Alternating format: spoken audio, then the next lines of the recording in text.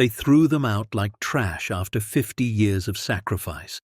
But when the 72-year-old mother and her 75-year-old husband bought a condemned mansion for $800, what they found hidden beneath the rotting floorboards would make their children regret every cruel word they ever spoke.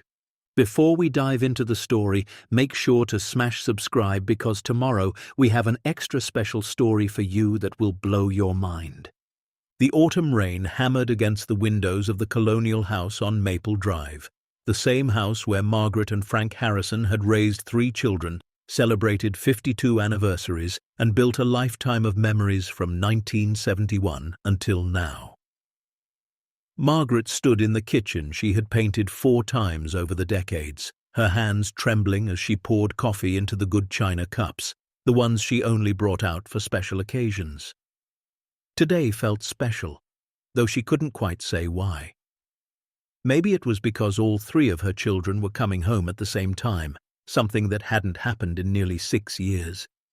She was 72 now, her hair a soft silver that she wore pulled back in the same bun she'd styled since her 40s.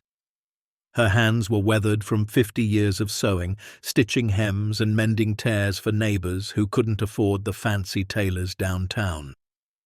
Frank, 75 and still stubborn as the day she married him, sat in his recliner, reading the newspaper through glasses that had been the wrong prescription for at least 3 years. He'd worked for the Postal Service for 41 years, walking the same routes rain or shine, his knees now paying the price for every step. The doorbell rang at exactly 2 in the afternoon. Margaret smoothed her dress, the blue one she'd sewn herself from fabric she'd bought on sale at Joann's, and hurried to the door. Her heart swelled when she saw them standing there, Robert, 48, her eldest, in a charcoal suit that probably cost more than her monthly grocery budget. Diane, 45, her only daughter, wearing designer sunglasses even though the sky was grey and heavy, and Thomas, 42, her baby, though he stood 6'3" and had the cold eyes of someone who counted money for a living. "Mom," Robert said, leaning in for a brief, stiff hug that smelled like expensive cologne. "My babies," Margaret whispered, tears already forming. Come in, come in. I made coffee and that lemon cake you all used to love." They filed in with the energy of people who had somewhere better to be. Frank stood from his recliner, his joints popping loud enough to echo through the room. He extended his hand to Robert, who shook it with the grip of someone checking a box on a list. "Dad," Robert said. "Son," Frank replied. They settled in the living room, Margaret on the edge of the floral sofa she'd reupholstered twice, Frank beside her, their children arranged across from them like a board of directors. The coffee sat untouched. Nobody reached for the cake. "So," Diane began, crossing her legs and adjusting her bracelet, a thin gold thing that caught the dim light.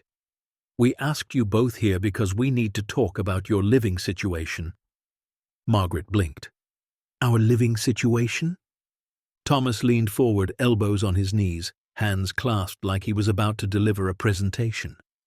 "Mom, Dad, you're both getting older. This house is too big. 4 bedrooms, 2 floors, a basement you never use. It's not practical anymore." Frank's jaw tightened. "We've lived here for 53 years. "Exactly," Robert said, his voice smooth and reasonable, the kind of tone that made you feel stupid for disagreeing. 53 years. That's a long time, and now it's time to downsize. You don't need all this space, it's just the 2 of you. Margaret's chest tightened. "Downsize to what?" Diane pulled out her phone and swiped through something, then turned the screen toward them. "We've been looking at assisted living facilities. This one is very nice. They have activities, meal plans, nurses on staff 24/7. "Assisted living?" Frank's voice cracked.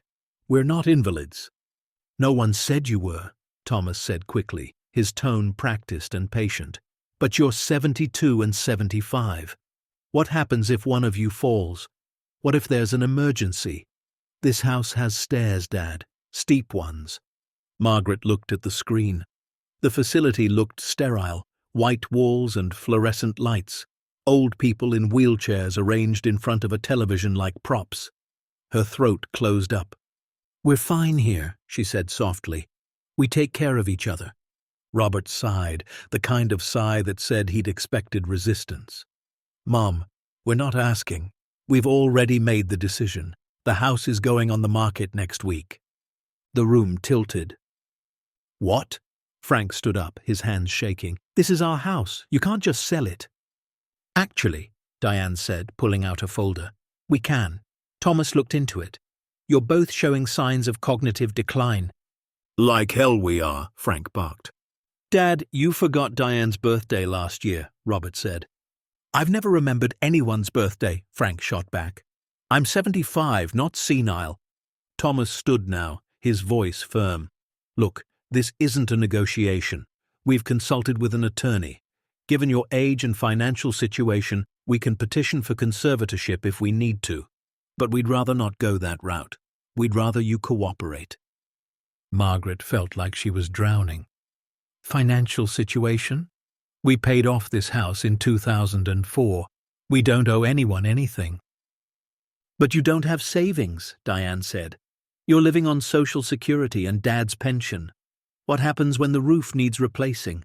When the furnace dies? You can barely afford groceries." "We manage," Margaret whispered. "Barely," Robert said. "And we're tired of worrying about you. This is for your own good." Frank moved toward Robert, his face red. "For our own good, or for yours? How much you planning to make off this house, boy?" Robert didn't flinch. "The house is worth $420,000.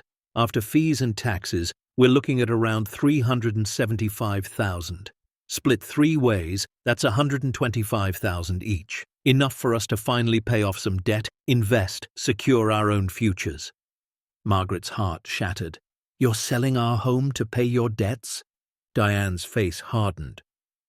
"Mum, don't be dramatic. We gave up our inheritances to keep you comfortable all these years. We never asked you to pay us back for helping with property taxes, for fixing your car, for all those times we sent money." "We never asked you for that," Frank said, his voice breaking. "You didn't have to ask," Thomas said coldly. "We're your children. We helped because that's what family does. And now we need you to help us." The silence that followed felt like death. Margaret looked at her children, really looked at them. Robert's designer suit and Tag Heuer watch, Diane's fresh manicure and luxury handbag, Thomas's Italian leather shoes. These weren't struggling people. These were strangers wearing the faces of the babies she'd nursed, the toddlers she'd rocked to sleep, the teenagers she'd sacrificed everything to put through college. "Where are we supposed to go?" Margaret asked, her voice barely audible. Robert reached into his briefcase and pulled out brochures. "We've narrowed it down to 3 facilities. This one is the most affordable. It's $285 a month. Between your Social Security and Dad's pension, you can swing it." "That's not a home," Frank said. "That's a warehouse for old people waiting to die." "Dad, you're being melodramatic," Diane said. "Am I?" Frank stepped closer. "You're throwing us out of the house we built our lives in so you can pocket the cash. Don't dress it up like charity." Thomas stood. "We're done here. The papers are being filed Monday. You have 60 days to vacate. We'll help you move your essentials. Everything else gets sold or donated." Margaret couldn't breathe. 60 days. Essentials, sold or donated. "You can't do this," she whispered. "We already have," Robert said, and he actually had the audacity to smile. "It's going to be okay, Mum, you'll see. Change is hard, but it's for the best." They left without touching the lemon cake. The door closed behind them with a soft click that sounded like a gunshot. Margaret sat frozen on the sofa, staring at the brochures scattered on the coffee table. Frank stood at the window watching their cars pull away, his shoulders shaking. When he finally turned, his eyes were wet. "Maggie," he said, using the name he'd called her since they were 17. "What just happened?" She couldn't answer. She just reached for him, and he came to her. This man who'd carried mail through blizzards and heat waves, who'd worked double shifts to pay for braces and college tuition, who'd never once complained about eating leftovers so the kids could have new school clothes. They held each other on that floral sofa and wept. The next morning, Margaret woke before dawn, her eyes swollen and dry. Frank was already up, sitting at the kitchen table with a cup of coffee and the newspaper spread in front of him, though he wasn't reading it. The house felt different now, like it knew it was dying. "We need a plan," Frank said when she sat down. Margaret poured herself coffee, her hands steadier than yesterday. "They've already made the plan." "Then we make a better one." She looked at him, this stubborn man who'd never backed down from anything in his life. "Frank, they have lawyers. They have money. What do we have?" "Each other," he said simply, "and that's got to count for something." Over the next week, they tried.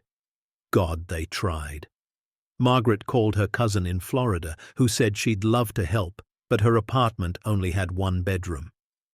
Frank reached out to his brother in Oregon, who said his wife was sick and they just couldn't take on more right now. They visited 3 assisted living facilities, each one worse than the brochures promised. Small rooms with thin walls, communal dining that smelled like boiled vegetables and disinfectant, residents who stared at nothing with empty eyes. "I can't live like that," Margaret told Frank after the 3rd visit. "I'd rather die." "Don't talk like that," he said, but his voice carried no conviction. They sat in their car in the parking lot of the last facility, autumn leaves swirling around them in the cold wind. Margaret pulled out her phone, something she barely knew how to use, and opened the internet browser. She didn't know what she was looking for, just something, anything. She typed, "cheap houses for sale." The results were depressing. Even the smallest homes in their area started at $200,000. They had maybe $18,000 in savings, money they'd scraped together over decades. Frank leaned over. "Try condemned houses." Margaret looked at him. "Condemned? If it's condemned, it'll be cheap, and I can fix things. You know I can." She typed it in. "Condemned houses for sale near me." The first result made her breath catch. Belmont Estate, historical property, condemned since 1998, selling as is for $800, cash only, all repairs buyer's responsibility, viewing by appointment. $800, Margaret whispered. Frank leaned closer. "Let me see that." The photo showed a massive Victorian mansion, 3 stories of peeling paint and broken windows, surrounded by overgrown gardens and a rusted iron fence. It looked like something from a horror movie, but it also looked like possibility. "It's probably falling apart inside," Margaret said. "Probably," Frank agreed. "But it's $800, Maggie. We can afford that." "The kids will think we've lost our minds." Frank's jaw set. "The kids threw us away like garbage. I don't give a damn what they think anymore." They made an appointment for the next day. The real estate agent, a tired woman named Carol with coffee-stained teeth and a smoker's rasp, met them at the property with a flashlight and a liability waiver. "I gotta tell you folks," Carol said as she unlocked the chain on the gate. "This place is rough. Been empty since '87. Owner disappeared, no heirs, property got tangled up in legal hell for years. Town finally claimed it for back taxes. They just want someone to take it off their hands." The gate shrieked open. Margaret and Frank walked up the cracked pathway, weeds pushing through every gap. Up close, the mansion was both worse and better than the photo suggested. The foundation looked solid. The roof had holes, but the structure underneath seemed intact. The windows were broken, but the frames were real wood, thick and ornate. Inside it smelled like rot and abandonment. Wallpaper peeled in long strips. The floors were warped and stained, but the staircase, a grand sweeping thing, still stood strong. The fireplaces were marble. The ceilings were 12 feet high with crown molding. "It's got good bones," Frank said, running his hand along a doorframe. Carol laughed. "Mister, it's got bones. Whether they're good is up for debate." They walked through room after room. 11 bedrooms, 4 bathrooms, a kitchen the size of their current living room, a library with built-in shelves, a ballroom with a chandelier hanging by a single chain. Margaret stood in what had once been a sunroom, morning light streaming through broken glass, and felt something shift inside her. This house was broken, abandoned, left to die by people who should have cared for it. She understood it perfectly. "We'll take it," she said. Carol blinked. "Ma'am, you understand this property has no heat, no running water, and the electrical is shot?" "We'll take it," Margaret repeated. Frank squeezed her hand. They signed the papers that afternoon. Carol looked at them like they'd just bought their own graves, but she didn't argue. $800 changed hands. The deed was transferred. The Belmont estate, all 4 acres and 11,000 square feet of it, belonged to Margaret and Frank Harrison. When they told their children, the response was immediate and vicious. Robert called first. "You bought what? Mum, are you insane?" "It's our decision," Margaret said calmly. "It's a death trap. You're going to die in that place." "We're going to die somewhere," she said. "At least this way it's our choice." Diane called crying. "Mum, please, you're sick. You need help. This is proof you can't make decisions for yourself anymore." "I'm not sick," Margaret said. "I'm just done being treated like I am." Thomas was the cruelest. "Fine, live in your haunted dump, but don't come crawling to us when you're freezing in the winter or when the roof caves in. You made your choice. Live with it." "We will," Frank said, and hung up. The move happened on a grey November morning. They packed what they could fit in their old Ford truck: clothes, photographs, Frank's tools, Margaret's sewing machine, the wedding china, and 53 years of memories compressed into boxes and bags. Everything else, the furniture, the appliances, the life they'd built, stayed behind for the estate sale Robert had already scheduled. Neighbors watched from their windows as they drove away. Mrs. Chen from next door came out crying, pressed a casserole into Margaret's hands. "You don't have to do this," she whispered. "Yes," Margaret said gently, "we do." The drive to Belmont Estate took 40 minutes. With every mile the neighborhoods got quieter, the houses more spread out, until they were on a county road surrounded by bare trees and empty fields. The mansion appeared like a ghost, its broken windows like empty eyes, its overgrown gardens like wild hair. They parked in the circular driveway, gravel crunching under their tires. "Well," Frank said, "home sweet home." They carried their things inside as the sun set, making trip after trip in the fading light. They'd brought a camping stove, a space heater, sleeping bags rated for winter. The first night, they set up camp in what had once been a study, the smallest room they could find, the one with the fewest broken windows. Margaret made instant soup on the camping stove while Frank hung blankets over the windows to keep the wind out. They ate sitting on their sleeping bags, plastic spoons scraping paper bowls, their breath forming clouds in the cold air. "This is crazy," Margaret said, but she was smiling. "Completely," Frank agreed. They held hands in the dark, listening to the mansion settle and creak around them. Somewhere above, wind whistled through broken glass. The radiators were silent, dead for decades. The cold seeped through the walls like water, but they were together, and it was theirs. "Maggie," Frank said into the darkness. "Yeah?" "We're going to be okay." She squeezed his hand. "I know."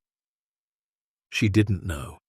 But in that moment, wrapped in sleeping bags in a condemned mansion they'd bought out of desperation and spite, she chose to believe. Because sometimes belief is all you have left when everything else has been taken away. The mansion breathed around them, old and broken and forgotten, just like them. But forgotten things, Margaret thought as sleep finally came, can still be beautiful, can still matter, can still have a purpose. She just had to find it. The first morning in Belmont Estate arrived with frozen breath and aching bones. Margaret woke to find frost had formed on the inside of the windows. delicate patterns that would have been beautiful if they didn't represent just how cold the house had become overnight. Frank was already awake, sitting up in his sleeping bag, rubbing his knees with gnarled fingers.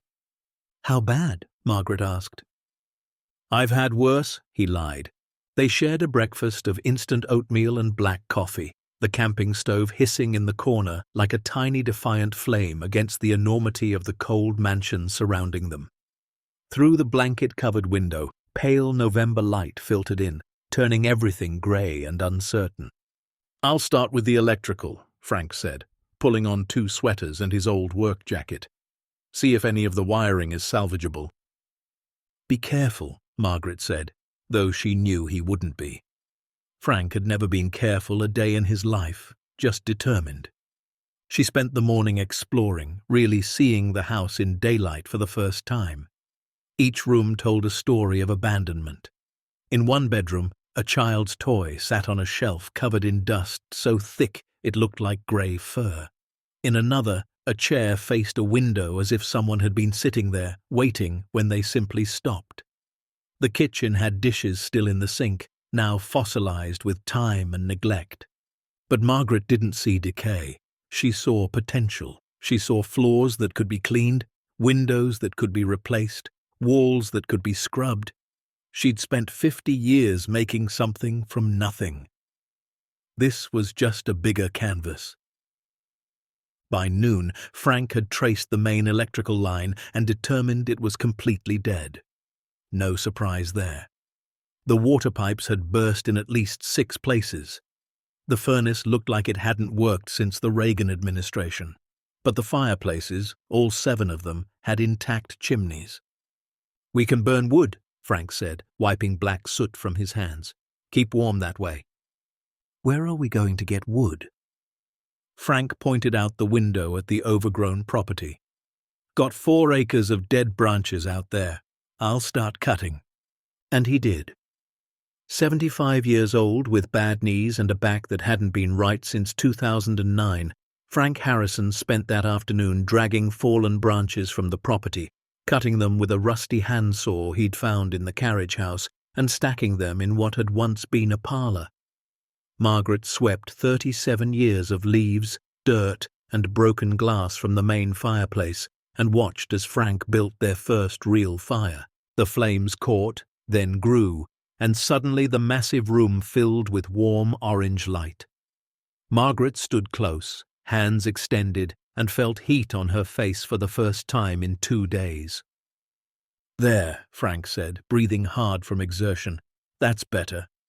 They slept near the fireplace that night, warm for the first time since moving in. Margaret woke twice to feed the fire, watching shadows dance across the ornate ceiling, and felt something she hadn't expected: hope. By the end of the first week, they'd established a routine. Frank worked on making the house livable, one small section at a time. He'd chosen the former study as their base camp, the room closest to the kitchen and bathroom, the one with the most intact windows. Margaret cleaned, scrubbing decades of grime from surfaces with buckets of water they hauled from a neighbour's outdoor spigot 1/2 mile down the road. That neighbour, a farmer named Earl, had stopped his truck the 3rd time he saw them walking back with full buckets. "You the folks bought the Belmont place?" he asked, tobacco tucked in his cheek. "That's us," Frank said. Earl looked at them for a long moment. "You know it's condemned, right?" "We know," Margaret said. "You know why it's condemned?" Frank straightened. "Because nobody's lived in it for 37 years?" "Because nobody could," Earl said. "Dominic Belmont, the man who owned it, he disappeared in 87. Just vanished. Folks say he was crazy, paranoid. Town tried to search the place after he went missing, but his lawyers tied it up in court for years. By the time they could get in, the house was too far gone." "Well," Margaret said, "it's ours now." Earl spat tobacco juice. "You need water? There's a spigot on the side of my barn. Help yourself. And if you need anything else, you come knock." "Why?" Frank asked suspiciously. Earl looked at the mansion, then back at them. "Because you got more guts than sense, and I respect that." He drove away, But the next morning, they found a cord of split firewood stacked near their front gate with a note that read, "Welcome to the neighborhood." Word spread fast in small towns. By the second week, people started showing up. A woman named Patricia brought them a space heater that still worked. The pastor from the Methodist church arrived with blankets and a propane camp stove with 3 full tanks. A teenager named Chris offered to help Frank replace broken windows in exchange for learning how to do basic repairs. "Why are people being so nice?" Margaret asked Frank one evening as they sorted through donated supplies. "Because we're the old couple who got thrown out by their kids and bought a haunted mansion," Frank said. "That's a hell of a story. Makes people want to help, makes them feel good about themselves." "Frank Harrison, when did you become so cynical?" "When our children sold our house out from under us," he said flatly. Margaret couldn't argue with that. The work was brutal and endless. Every room they cleared revealed 10 more problems. The third-floor ceiling had collapsed in 2 places. The basement flooded when it rained.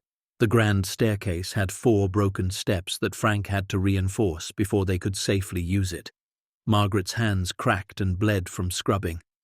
Frank's back seized up so bad one morning he couldn't get out of bed for 3 hours. But slowly, impossibly, progress happened. They got the kitchen functional with a camp stove and a makeshift water system using jugs Earl kept filling. They cleared the master bedroom and moved their sleeping bags upstairs where the fireplace worked better. Margaret sewed curtains from donated fabric, hung them in the windows they'd replaced. Frank got one bathroom working with a bucket system that wasn't pretty but did the job. 6 weeks in, Margaret stood in the front hallway, now swept clean, and realized she could see the house's bones. The beautiful architecture that had been buried under decades of neglect. The craftsmanship in the woodwork, the elegance of the design. This had been someone's dream once. Someone had built this with love. "Dominic Belmont," she said aloud, testing the name. That night, she couldn't sleep. The fire burned low, Frank snored softly beside her, but Margaret's mind raced. Who was Dominic Belmont? Why had he built this massive house? And why had he disappeared? She got up, wrapped a blanket around her shoulders, and took one of their flashlights. She'd been through most of the house by now, but always during the day, always with purpose. This time she wandered, letting curiosity guide her. She found herself in the library, a 2-story room with shelves that reached the ceiling. Most of the books were ruined by water damage, their pages swollen and illegible. But some, the ones on higher shelves, had survived. She pulled one down, a first edition Dickens. Another shelf held what looked like medical journals from the 1950s. Dominic Belmont had been educated, cultured, the kind of man who collected rare books. She moved to the desk in the corner, a massive oak thing that Frank had declared too heavy to move even if they wanted to. The drawers were locked, but one had warped enough that she could see inside. Empty. She tried the others, all locked tight. Margaret ran her hand along the desk's surface, feeling the wood grain, the small imperfections. And then she felt it. A slight depression, almost invisible. She pressed it. Click. A hidden drawer popped open at the back of the desk. Inside was a single leather journal, remarkably preserved. Margaret carried it to the fireplace and opened it carefully. The handwriting was neat, precise, dated entries starting in 1979. March 5th. The collection is nearly complete. Another year, perhaps 2, and I'll have everything I've worked toward. But trust is a commodity I can no longer afford. They're watching. They've always been watching. Margaret's pulse quickened. She flipped through pages. July 19th. Moved the last piece today. No one saw. No one can know. If they find it, they'll take it all. Claim it's stolen. Claim I'm crazy. But it's mine. I paid for every piece legally. I have the documents to prove it. October 3rd. The lawyers say I'm paranoid. Perhaps I am. But paranoia has kept me alive this long. The vault is finished. Even if they search the house, they won't find it. Can't find it. The entrance is too clever. Vault. Entrance. Margaret read faster, her hands shaking now. December 21st, 86. They're getting closer. I can feel it. But I won't let them win. I've moved everything below. If something happens to me, if I disappear, let this journal be proof. Let someone worthy find it. Let them know the truth. The entries stopped in March of 87. The last one read, "If you're reading this, I'm already gone. Don't let them take it. It belongs to someone who understands that beauty is worth protecting, even from those who claim to care." Margaret closed the journal, her heart pounding. Vault, entrance, below. She thought about the basement, that dark, flooded space she'd barely explored because it seemed so hopeless. What if there was more down there? What if Dominic Belmont had hidden something? She should wake Frank. She should wait for morning. But the journal felt alive in her hands, like it had been waiting 37 years for someone to read it, to understand. Margaret picked up the flashlight and headed for the basement stairs. The steps were concrete, slick with moisture and moss. Margaret descended carefully, one hand on the railing that wobbled with every step. The basement smelled like earth and mold, standing water reflecting her flashlight beam in black pools. She'd been down here twice before, both times in daylight. Both times had turned back because it seemed so overwhelmed with flood damage and debris. But now she looked with different eyes. Searching. The basement was massive, running the full length of the house. Support columns rose like trees in a flooded forest. Old furniture sat ruined against the walls. Boxes had disintegrated into pulp. Margaret waded through ankle-deep water, her shoes squelching, her flashlight sweeping back and forth. She was looking for something out of place, something that didn't belong. And then she saw it. In the far corner, partially hidden behind a collapsed shelving unit, was a wine rack. A massive wooden thing, 8 feet tall and 6 feet wide, still holding dozens of bottles covered in decades of grime. But wine racks don't usually have hinges. Margaret's breath caught. She moved closer, circling it. Yes, there, barely visible in the seam where it met the wall. Brass hinges, now green with age. She tried to pull it open. It didn't budge. Locked or just stuck from years of moisture and neglect. She pushed against it, testing. Solid. But there was definitely space behind it. She could feel air moving through a gap at the bottom. Margaret ran back upstairs, water sloshing in her shoes, and shook Frank awake. "What? What's wrong?" He jerked up, instantly alert. "The basement," Margaret said breathlessly. "There's a hidden door in the basement." Frank stared at her. "Maggie, it's 3 a.m.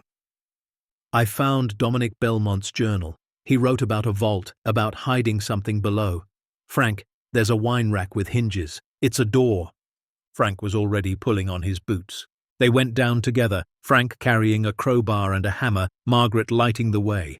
When he saw the wine rack, he let out a low whistle. "Well, damn," he said. He examined the hinges, tested the frame. "It's locked from the inside, see? There's a bolt mechanism here."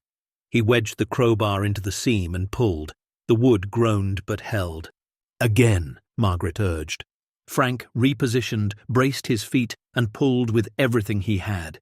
His face went red, veins standing out on his neck. Crack! The wood splintered.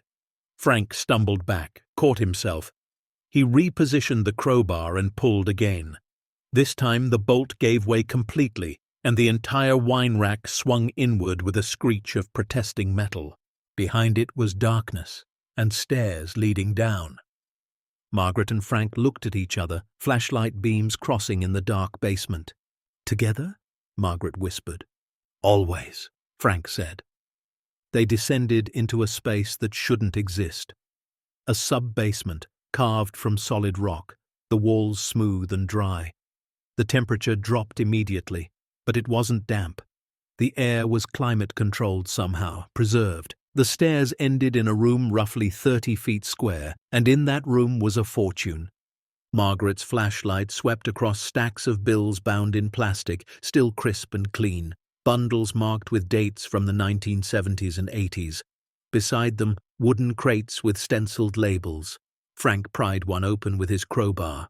Gold bars, 20 of them gleaming under the flashlight beam. "Oh my God!" Margaret breathed, but that wasn't all.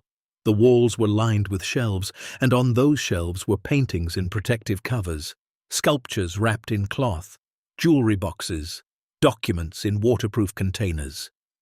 Everything organized, catalogued, preserved with meticulous care. In the center of the room sat a desk with a ledger, just like the one upstairs. Frank opened it with trembling hands. "Collection inventory," he read aloud. "Dominic Belmont, updated March 1987. The ledger was detailed, obsessive. Each item listed with purchase date, price paid, current estimated value, and storage notes. Margaret looked over Frank's shoulder as he flipped through pages and pages of entries. Paintings by artists she recognized: Renoir, Monet, Cassatt. Sculptures from the Renaissance, jewelry from estates she'd read about in magazines, bearer bonds from foreign banks, cash in 6 different currencies, gold, platinum, rare coins. Frank reached the last page and froze. "Maggie," his voice cracked, "look at this." At the bottom, in Belmont's precise handwriting, total estimated value as of March 87, $147 million. Adjusted for inflation and market appreciation, current estimated value, $265 million. What happens next will turn this quiet basement into a battleground that changes their lives forever, reveals the true character of family, and proves that sometimes the greatest treasures are hidden in the darkest places. Stay tuned to see what happens next. If you're enjoying the story, please like, share, and subscribe for more. Margaret sat down hard on the stone floor, her legs giving out. Frank leaned against the desk, breathing hard, his face pale in the flashlight beam. $265 million, Margaret whispered. "Frank, that's not real. It can't be real." But it was real. The gold was real. The paintings were real. Frank pulled out one of the bundles of cash, broke the seal, and fanned through $100 bills, crisp as the day they were printed. "Why?" Frank said, his voice echoing in the stone chamber. "Why would someone hide this much money? This much art?" Margaret stood on shaky legs and moved to one of the shelves. She pulled down a waterproof container and opened it. Inside were documents, purchase receipts, certificates of authenticity, all meticulously preserved, and beneath them a newspaper clipping from August 19, 86. The headline read, "Local businessman Dominic Belmont under investigation for alleged art fraud." She read aloud, "Federal investigators have opened an inquiry into Dominic Belmont, owner of Belmont Estates and a prominent collector, regarding allegations that several pieces in his collection may have been stolen or fraudulently obtained. Belmont maintains his innocence, claiming all purchases were legal and documented." His attorney issued a statement saying, "My client is the victim of a smear campaign by competitors who envy his success." Another clipping from February 87. "Belmont investigation stalls as evidence proves inconclusive. Federal prosecutors admit they lack sufficient proof to file charges. Belmont's attorney calls for public apology." And the last clipping from April 87.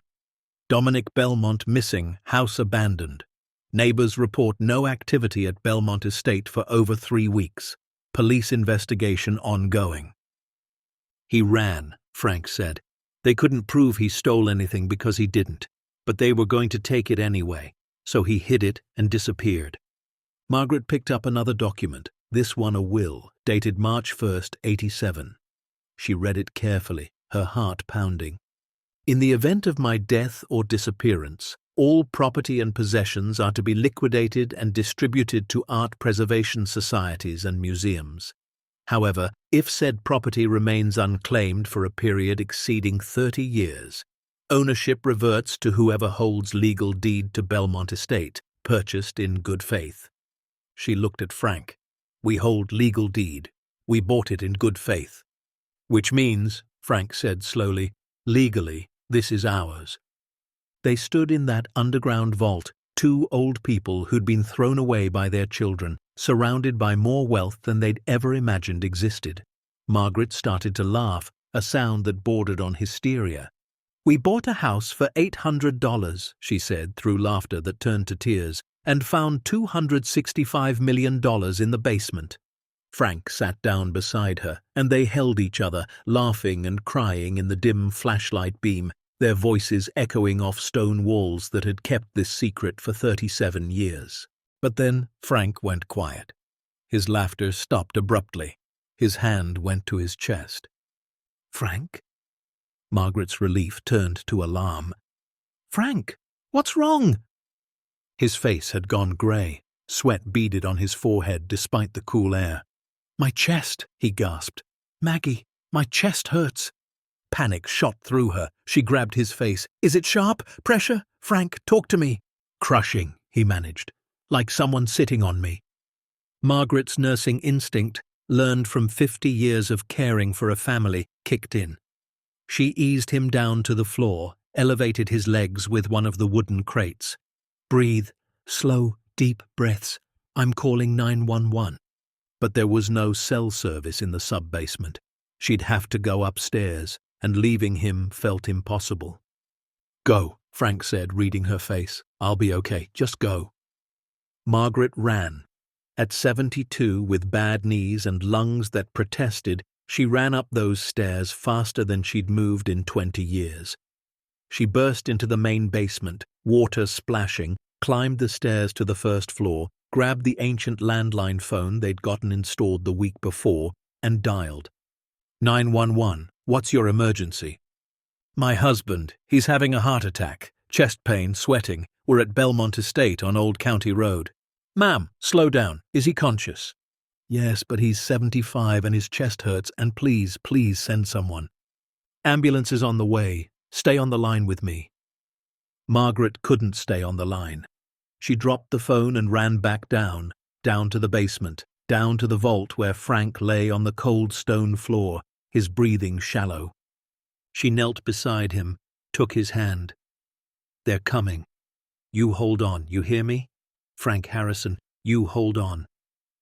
"Maggie," he whispered, "if something happens—" "Nothing is happening." "Listen," his grip tightened. "If something happens, you take care of this, all of this. Don't let them take it. Don't let the kids take it." "Frank, stop. Promise me." Tears streamed down her face. "I promise. But you're going to be fine because I can't do this without you. I won't." "You're the strongest person I've ever known," he said. "You can do anything." The paramedics found them 20 minutes later, guided down by the trail of open doors and Margaret's desperate shouting. They stabilized Frank, got him on a stretcher, started an IV. Margaret followed them up, and up, out of the vault, out of the basement, into the cold December morning where an ambulance waited with lights flashing red against the grey sky. She rode with him, holding his hand, watching monitors beep and spike. At the hospital, they wheeled him away, and she was left in a waiting room that smelled like antiseptic and bad coffee, wearing clothes soaked with basement water, her hands still shaking. 3 hours later, a doctor found her. "Mrs. Harrison?" Margaret stood, her whole body trembling. "Is he?" "He's stable. It wasn't a full heart attack, but severe angina. His heart is struggling. We've got him on medication, but he needs rest, reduced stress, and monitoring." "Can I see him?" "He's asking for you."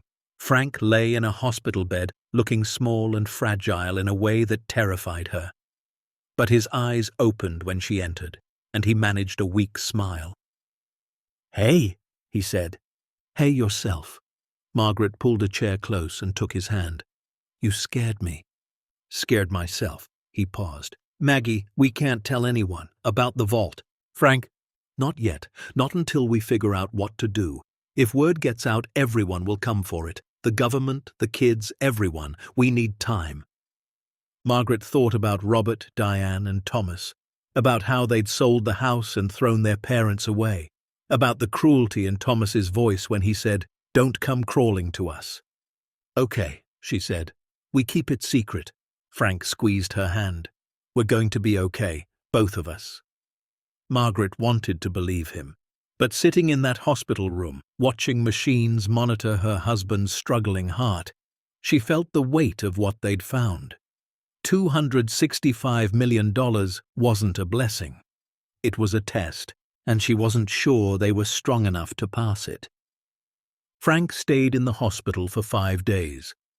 Margaret stayed with him, leaving only to shower in the hospital bathroom and eat cafeteria food that tasted like cardboard. Nobody came to visit. Not their children, not friends from their old life. Just Earl, the farmer, who showed up with a thermos of real coffee and sat quietly for an hour before leaving. You got people who care, Earl said on his way out. Remember that. When they finally discharged Frank with a bag full of prescriptions and strict orders to avoid stress, Margaret drove him back to Belmont Estate in Earl's borrowed truck. The mansion loomed against the winter sky, and Margaret saw it differently now, not just as shelter, but as a secret they were responsible for keeping. They spent that first night back sitting by the fireplace, not talking about the vault, but both thinking about it. Finally, Frank spoke. We need to document everything. Photograph it, inventory it, make copies of all those papers. If something happens to us, there needs to be proof. And then what? Margaret asked. Then we decide what to do with it. Over the next 2 weeks they worked carefully, methodically. Frank, against doctor's orders, but with Margaret watching him like a hawk, would go down to the vault for short periods. They took photographs of everything with a digital camera Earl had loaned them. Margaret copied the ledger by hand, every entry, every detail. They learned that Dominic Belmont had been a legitimate collector, a man who'd spent 40 years acquiring art and antiquities through legal auctions and sales. The investigation against him had been triggered by a jealous rival who'd claimed one painting was stolen. But Belmont had the receipts, the provenance, everything needed to prove ownership. But the accusation had been enough. In 1980s America, even unfounded allegations could destroy a reputation. So Belmont had hidden his collection and disappeared, leaving behind a house and a secret. He was protecting something beautiful from people who wanted to destroy it just because they could, Margaret said one evening. Frank looked at her. Sounds familiar. They both knew what he meant. Their children had destroyed their life not because they needed to, but because they wanted to, because it was convenient, because old people were supposed to just accept whatever their children decided. On Christmas Eve, Margaret and Frank sat by the fire in the mansion that was slowly becoming a home. They'd gotten the master bedroom livable, installed a small television with rabbit ears, even gotten a tiny artificial Christmas tree that Patricia from down the road had donated. Under the tree sat 2 wrapped packages. Margaret had knitted Frank a new scarf. Frank had bought Margaret a silver locket from the pawn shop in town, used but polished until it shone. They exchanged gifts quietly, tenderly. Margaret put on the locket and didn't take it off. "It's beautiful," she said. "So are you." Later, as they lay in bed, the fire burning low, Margaret said, "I think I know what we should do." Frank turned to her. "With the money?" "With everything."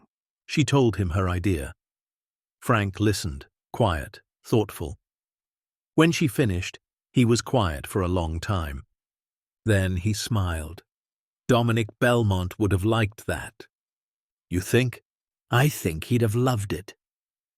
They fell asleep holding hands, 2 old people in a broken mansion, sitting on a fortune they didn't want for themselves, because after 72 and 75 years on Earth, they'd learned what mattered, and it wasn't money. On New Year's Eve, Margaret went down to the vault alone. She stood among the wealth that could change their lives, could buy them comfort and security and everything they'd been denied.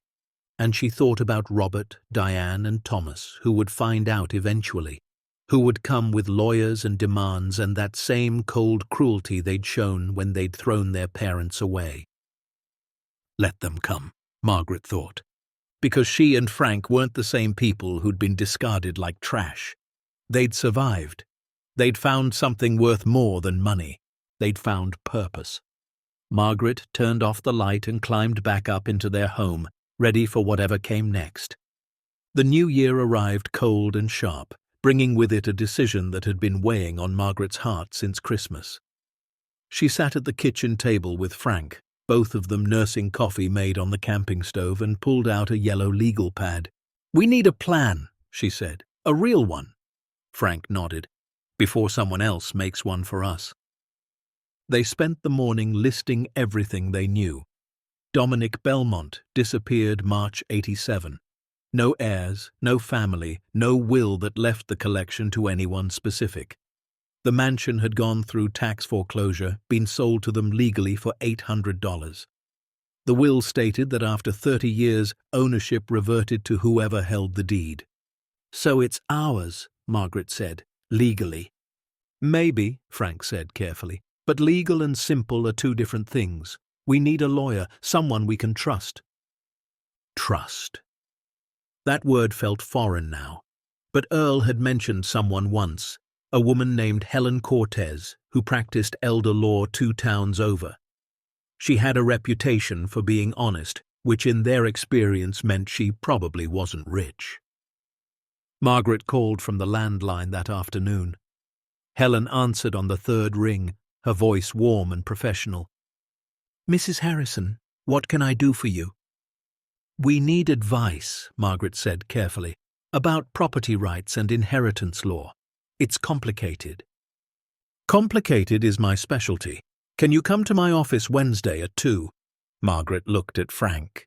He nodded. "We'll be there." Wednesday morning they dressed in their best clothes, which weren't much. Frank's suit was from 2006, Margaret's dress she'd sewn herself. They drove Earl's borrowed truck 40 minutes to a small office above a bakery in Glenwood. Helen Cortez was in her mid-50s, with grey streaking her black hair and reading glasses on a chain around her neck. Her office was cluttered with case files and photos of what looked like grandchildren. "Mr. and Mrs. Harrison," she shook their hands firmly. "Please, sit. Tell me what's going on." They'd agreed to be honest, mostly. Margaret took a breath and began. "We bought a condemned mansion in November for $800. When we were cleaning it, we found a hidden room. Inside was a collection of art, money, and valuables that belonged to the previous owner, Dominic Belmont. He disappeared in '87. We found his will stating that after 30 years, if the property remained unclaimed, everything goes to whoever owns the house." Helen's eyebrows rose. "And you own the house?"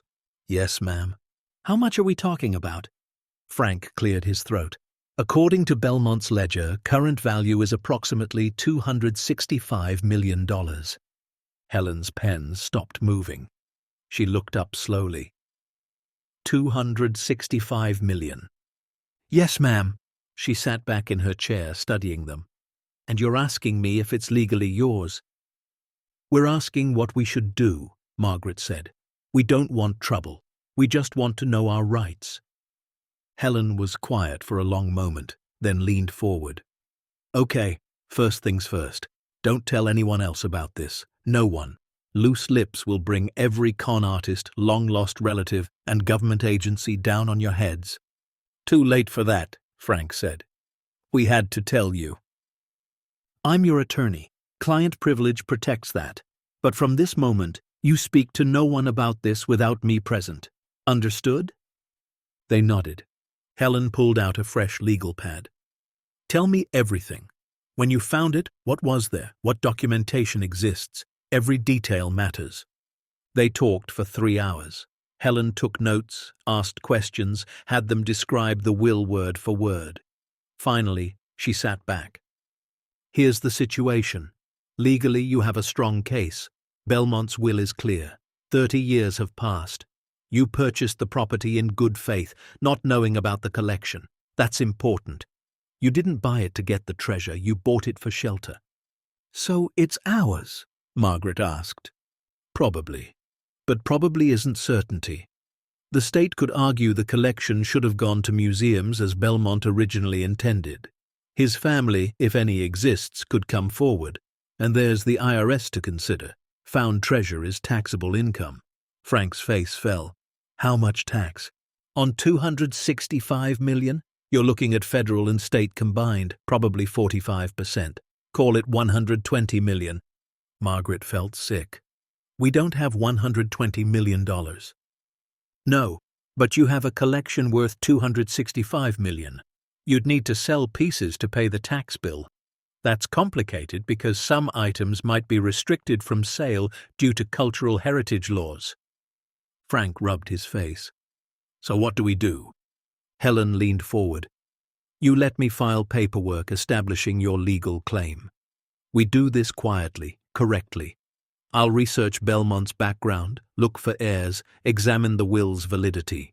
Meanwhile, you document everything, photograph it all, store copies of all paperwork somewhere safe, and you don't tell anyone.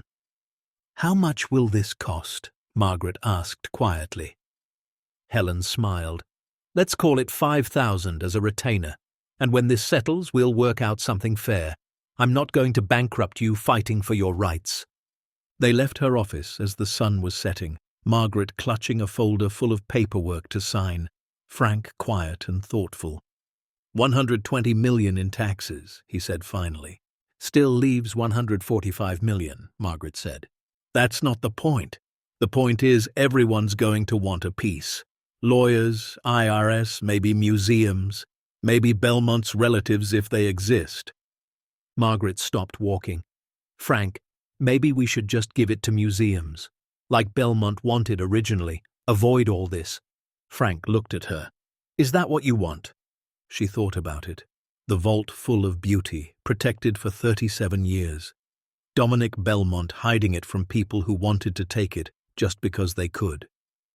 No, she said. I want to finish what he started. I want to protect it.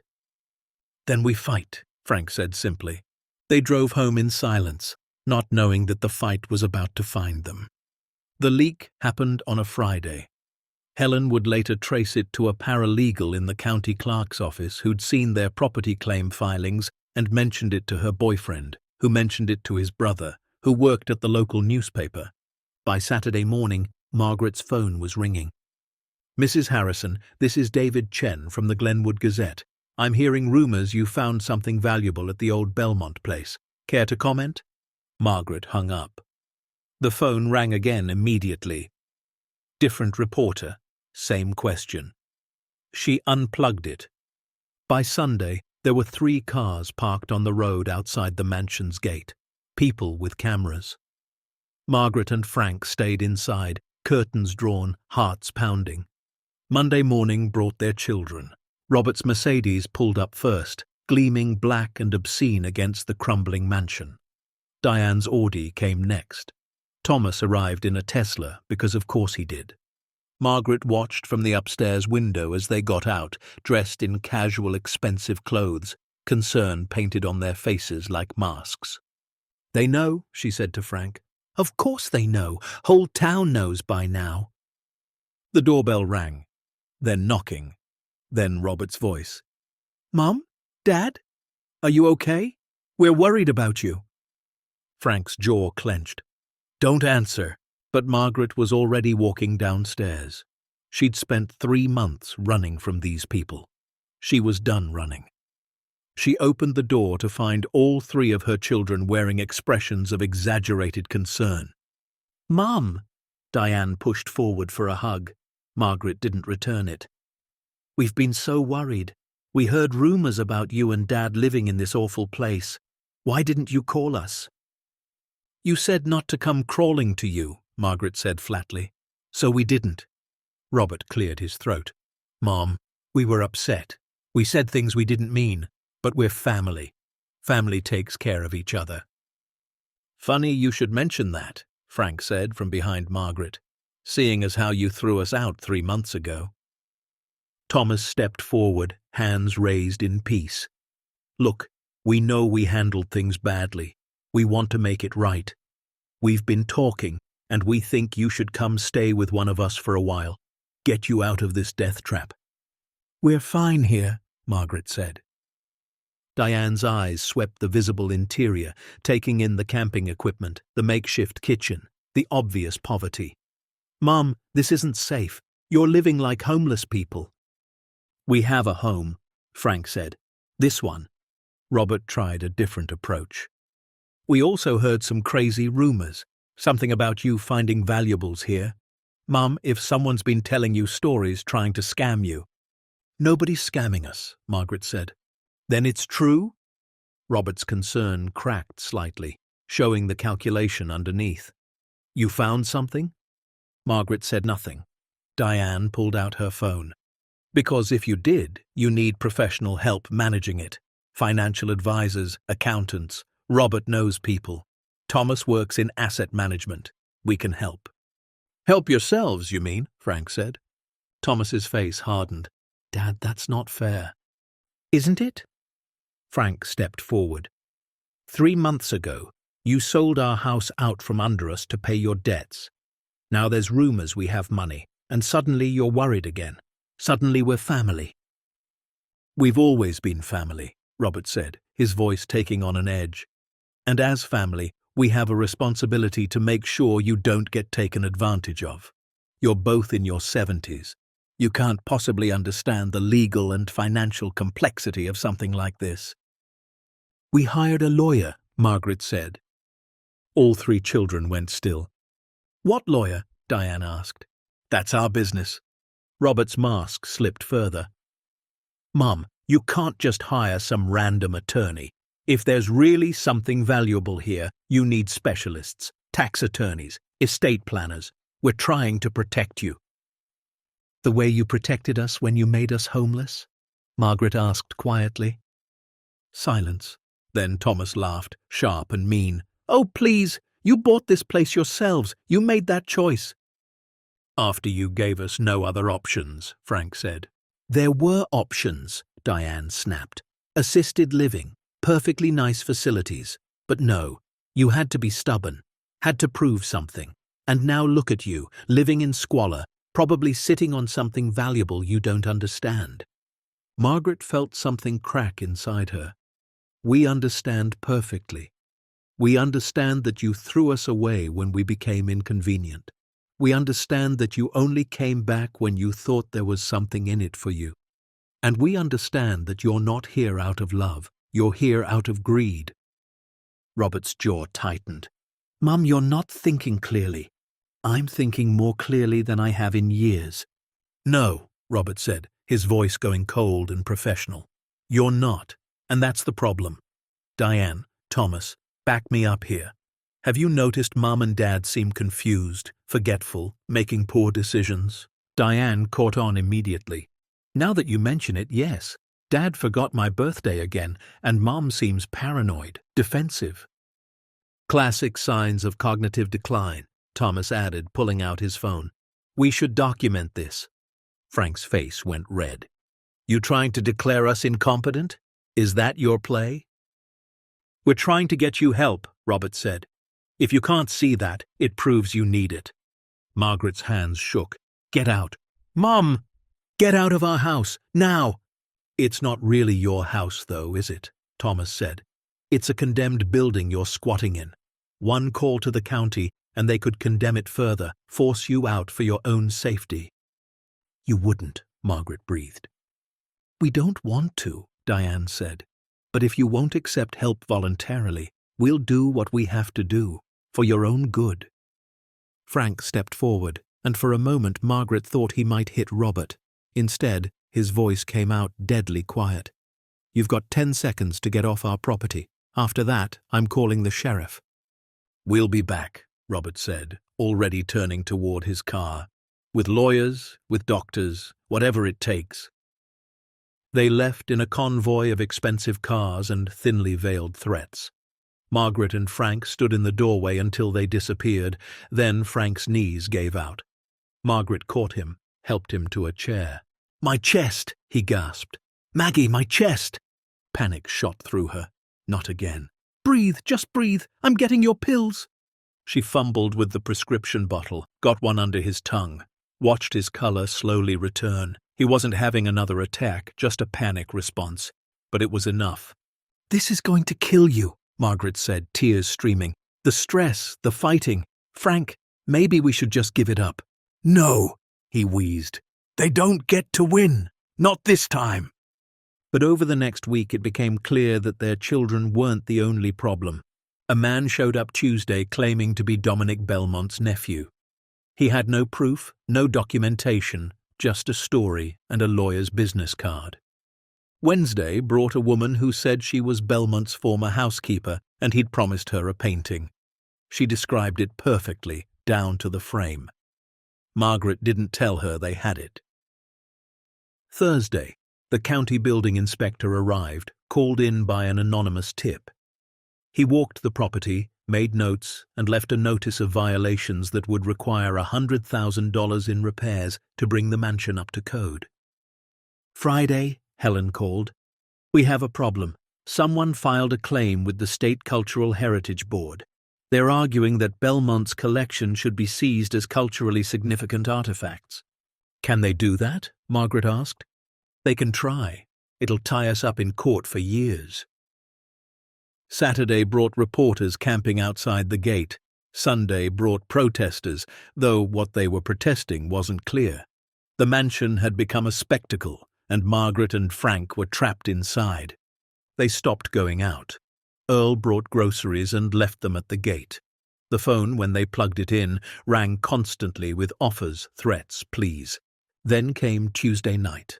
Margaret woke to the sound of breaking glass. Downstairs, in the front parlor, Frank was already awake, reaching for the baseball bat he'd started keeping beside the bed. "Stay here," he whispered. Like hell, Margaret grabbed the heavy flashlight. They crept downstairs, hearts pounding. In the parlor, a figure in dark clothes was climbing through the broken window. Frank didn't hesitate. He swung the bat, catching the intruder in the shoulder. The man yelped and fell back through the window, running into the darkness.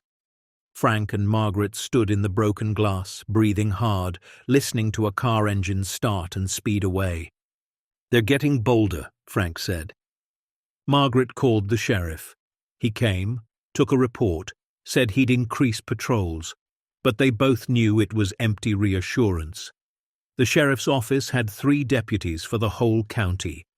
That night, they slept in shifts, one always awake and watching. By the end of January, the pressure was crushing. Robert had filed for conservatorship, claiming his parents were incapable of managing their affairs. The court date was set for March. Helen was fighting it, but the legal fees were mounting. 5,000 had become 10, then 15. "We might have to sell something," Margaret told Frank, "just to pay the lawyers." "The second we do, the IRS gets involved. Helen said so. We sell one painting, suddenly we're declaring income." "So we're trapped." Frank pulled her close. "We're together. That's all that matters." But Margaret wasn't sure anymore. The constant stress was wearing Frank down. He'd had 2 more chest pain episodes. The doctor said another real heart attack was likely if they didn't reduce stress. How do you reduce stress when the whole world wants what you have? Diane called in early February with a new approach. Her voice was softer, almost kind. "Mum, I've been thinking. Maybe we got off on the wrong foot. I don't want to fight.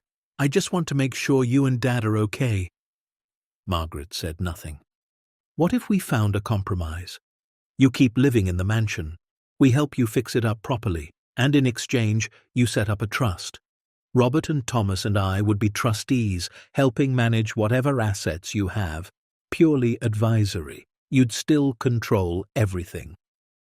"Trustees who happen to be our children who threw us out?" Margaret said. Diane sighed. "Mom, we're trying to move past that. We made mistakes, but we're family. Family doesn't do what you did. Family forgives." Margaret felt something harden in her chest. "No, Diane. Real family doesn't need forgiveness for treating their parents like garbage. Real family doesn't show up only when there's money involved." "That's not fair." "It's completely fair. And the answer is no. No trustees, no compromise. And if you push this conservatorship hearing, I will get up on that stand and tell the judge exactly what kind of people you are." She hung up before Diane could respond. Helen called an hour later. Robert's lawyer just filed additional documentation. They're claiming Frank's heart condition proves he's unfit. They have medical records. They got his medical records? HIPAA violation, probably. We can fight it, but Margaret, this is getting ugly. They're playing hardball. What do you recommend? Helen was quiet. Honestly, I recommend you consider selling the collection quietly, paying the taxes, taking what's left and disappearing somewhere they can't find you. Start over. Run away. Survive. Margaret looked at Frank, dozing in his chair by the fire, exhausted from another sleepless night of standing guard. She thought about Dominic Belmont, who'd hidden beauty to protect it from people who wanted to destroy it. "No," she told Helen. "We fight. Even if it kills you." Margaret didn't answer because she didn't have a good one. By late February, the situation had deteriorated beyond anything Margaret could have imagined. The conservatorship hearing was in 2 weeks. Robert had hired 3 lawyers. Helen was working 18-hour days trying to keep up. And then the breaking point came. Thomas showed up alone on a Tuesday afternoon. No lawyer, no siblings, just him standing at the gate in jeans and a jacket that probably cost more than Margaret's car. "Mom," he called, "please, just 5 minutes." Margaret almost didn't answer, but something in his voice, exhaustion maybe, or doubt, made her walk to the gate. "What do you want, Thomas?" He looked older in the grey February light, tired. "To apologize. For real this time." "Robert and Diane know you're here?" "No, and they'd kill me if they did." He ran a hand through his hair. "Mom, this has gotten out of control. I never wanted it to go this far." "But you went along with it." "I did, because Robert convinced me we were helping, that you and Dad couldn't handle something this big. But I've been watching what this is doing to you, and His voice cracked. "I can't do it anymore." Margaret studied him, looking for the lie, the angle. "What do you want?" "I want to pull out of the conservatorship petition. I want to tell the truth in court if it goes that far. That you and Dad are completely competent, that we were wrong." "Why?" "Because you're my mother," Thomas said, tears in his eyes now. "And somewhere along the way I forgot that. I forgot what you and Dad sacrificed for us. I forgot that money doesn't matter if I lose the people who actually love me. Robert and Diane, they're too far gone, but maybe I'm not. Maybe I can still do the right thing." Margaret felt her own eyes burning. "And if I say no, if I tell you to get lost like your brother and sister?" Thomas nodded slowly. "Then I deserve it, but I'm still pulling out of the lawsuit, whether you forgive me or not." She looked at him for a long moment. Then, "You can't come back from this halfway, Thomas. If you really mean it, you have to be all the way in.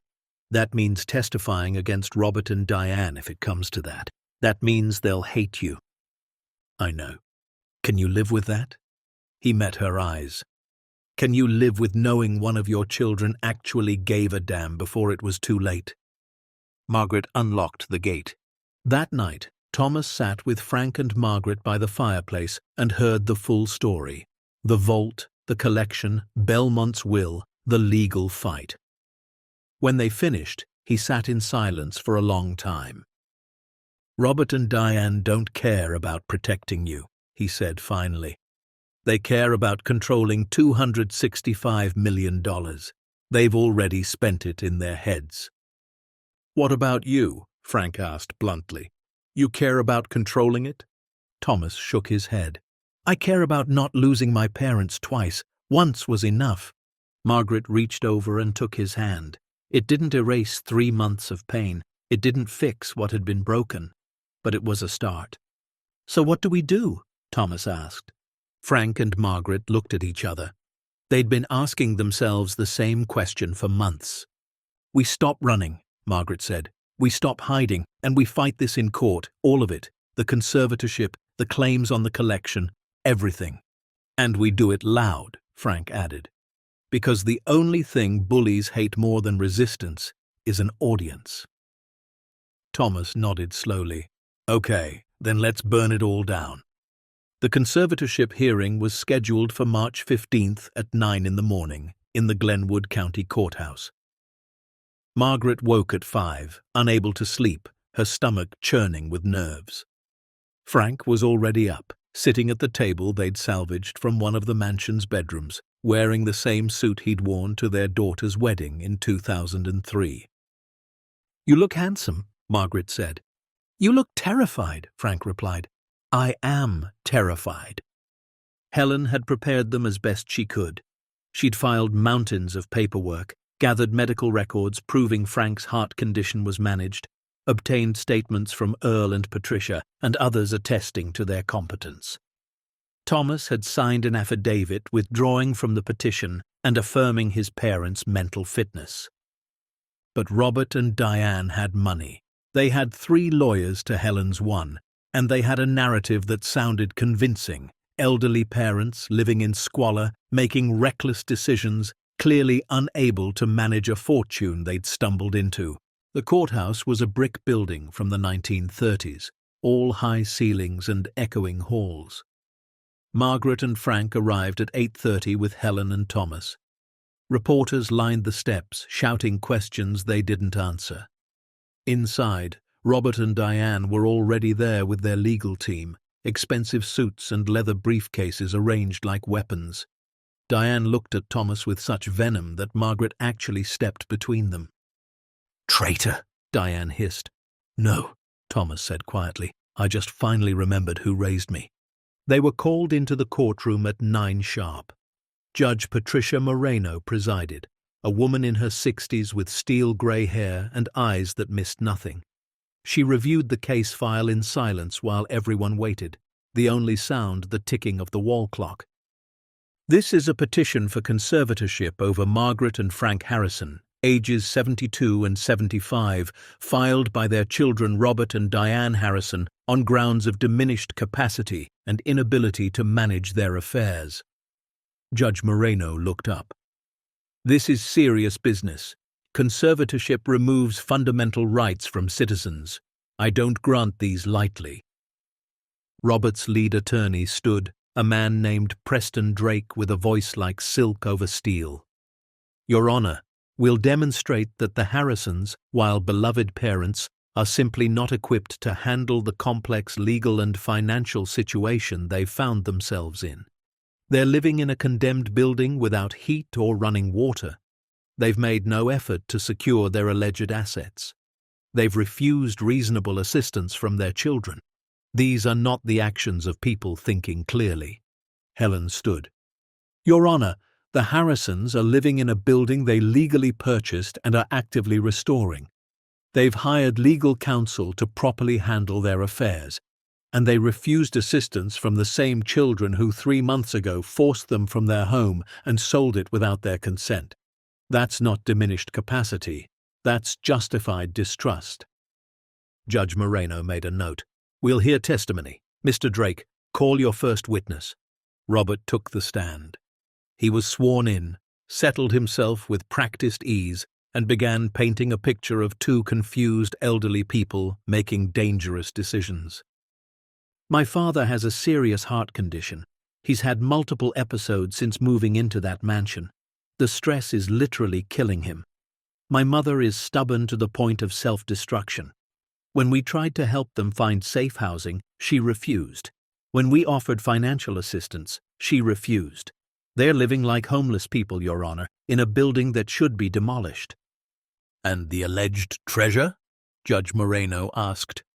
Robert's expression shifted slightly, calculation flickering behind concern. "If it exists, and we're not certain it does, they're completely unequipped to handle it. My mother was a seamstress. My father was a mailman. They have no experience with art authentication, tax law, estate management. They need professional help, whether they want to admit it or not." Helen's cross-examination was surgical.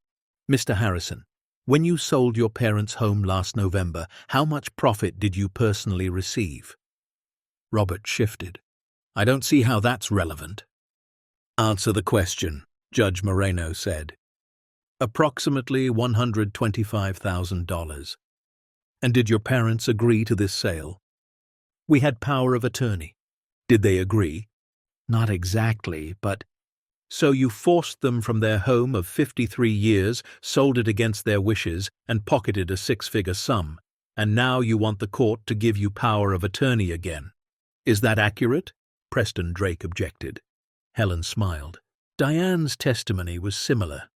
She spoke about concern and love, but Helen got her to admit she'd researched the value of Belmont's collection within hours of hearing about it. Got her to admit she'd contacted auction houses about selling high-value art pieces. But your parents haven't asked you to sell anything, have they? No, but... In fact, they've explicitly told you to stay away from their property and their affairs, haven't they? Diane's jaw tightened. They're not thinking rationally. Or they're thinking very rationally and just don't trust you anymore. The afternoon session brought medical testimony. Robert and Diane's team had a psychiatrist who'd never met Frank or Margaret, but was willing to opine that their behavior suggested cognitive issues. Helen countered with Frank's actual cardiologist, who testified that while Frank needed to manage stress, he was mentally sharp. I've had hour-long conversations with Mr. Harrison about his medication regimen, diet modifications, and exercise limitations. He understands everything perfectly and follows instructions to the letter. There's nothing wrong with his mind. Then Helen called Earl to the stand. The farmer looked uncomfortable in his Sunday clothes, but his testimony was devastating in its simplicity. I've known Frank and Margaret 4 months now. I've watched them turn that wreck of a house into something livable with nothing but grit and determination. Frank fixed a tractor engine for me last month that 3 mechanics couldn't figure out. Margaret helped my wife with a sewing project that would have cost $200 at the shop. They're sharper than most people half their age. And their living conditions? Helen asked. Earl shrugged. Rough, sure, but improving every week. They're not living in squalor. They're living in a work in progress. There's a difference. By 4 in the afternoon, it was time for Margaret and Frank to testify. Frank went first. Robert's attorney tried to rattle him, asking detailed questions about finances and legal procedures, but Frank held steady. I don't know every detail of art authentication or tax law, Frank said. That's why we hired an attorney. That's what competent people do. They recognize what they don't know and get help. But you're living in dangerous conditions. We're living in a house we're fixing up. I've been repairing things my whole life. Just because it's not finished doesn't mean it's dangerous. And it's a damn sight better than the old folks' warehouse my children wanted to stick us in. Judge Moreno actually smiled at that. Then Margaret took the stand. She was sworn in, settled herself in the chair, and looked directly at Robert and Diane. Helen asked her to explain the last 4 months in her own words. Margaret took a breath and began. Last November, our 3 children came to our home and told us they were selling it. They said we were too old, too incompetent, too much of a burden. They didn't ask what we wanted. They didn't care that we'd built our lives there for 53 years. They just decided we were done, and that was that. Her voice was steady, clear. Judge Moreno leaned forward slightly. They gave us 60 days and 3 brochures for assisted living facilities. Places that cost more than we could afford, where we'd live in tiny rooms and wait to die. When we tried to find another option, every door closed. No one wanted 2 old people with no money, so we found the cheapest property we could, $800 for a condemned mansion. Everyone thought we were crazy. Maybe we were, but it was ours. She looked at Frank, who nodded encouragement. We didn't know about the vault. We didn't know about Dominic Belmont's collection. We bought the house because we had nowhere else to go. And when we found the treasure, our first thought wasn't how rich we'd be. It was how complicated our lives were about to become. Why didn't you tell your children? Preston Drake asked. Margaret's laugh was bitter. Because the children who threw us away when we had nothing suddenly showing up when we had something felt like exactly what it was. Greed disguised as concern. "That's not fair," Diane said from her seat. Judge Moreno's gavel cracked. "You'll have a chance to respond, Miss Harrison. Let her finish." Margaret continued. "We hired an attorney because that's what responsible people do. We documented everything. We researched the law. We've been trying to handle this properly, but our children don't care about proper. They care about control. They want me and Frank declared incompetent so they can take over our assets, not to protect us, to protect their inheritance." Helen asked her final question. "Mrs. Harrison, if the court were to grant this conservatorship, what would happen?" Margaret looked directly at Judge Moreno. "Robert and Diane would sell everything as fast as possible, stick us in the cheapest facility they could find, and split the money. And Frank and I would die knowing that our own children valued us at exactly nothing, because that's what they showed us when they threw us out. We were worth nothing to them then, and we're only worth something now because of money we happened to find." Her voice broke on the last words. Frank reached from his seat and took her hand. The courtroom was silent except for someone crying softly. Thomas, Margaret realized. Her son was crying. Preston Drake stood for cross-examination, but Judge Moreno held up her hand. "I've heard enough. Closing arguments, please. Brief ones." Preston Drake stood and made his case about protecting vulnerable elderly people from their own poor judgment. Helen stood and destroyed it in 3 sentences. "Your Honor, the only people Frank and Margaret Harrison need protection from are sitting right over there. Their children don't want to help them. They want to rob them. Legally, but rob them nonetheless. Don't let them." Judge Moreno took exactly 10 minutes to make her decision. When she returned, her expression was granite. "I've reviewed all testimony and evidence. I find no basis whatsoever for conservatorship. Mr. and Mrs. Harrison are clearly competent, clearly capable of managing their affairs with appropriate professional help, and clearly the victims of adult children who should be ashamed of themselves." Diane gasped. Robert's face went red. "Furthermore," Judge Moreno continued, "I'm troubled by the allegations of medical privacy violations in obtaining Mr. Harrison's records. I'm referring that matter to the State Attorney General. Petition denied. This court stands adjourned." The gavel fell like thunder. Margaret sat frozen for a moment. Then Frank pulled her up and into his arms. They held each other while Helen gathered papers, and Thomas stood awkwardly to the side. Robert and Diane were already leaving, faces tight with fury. Outside the courthouse, reporters swarmed. Helen had prepared a statement, but Margaret stepped forward instead. "My name is Margaret Harrison.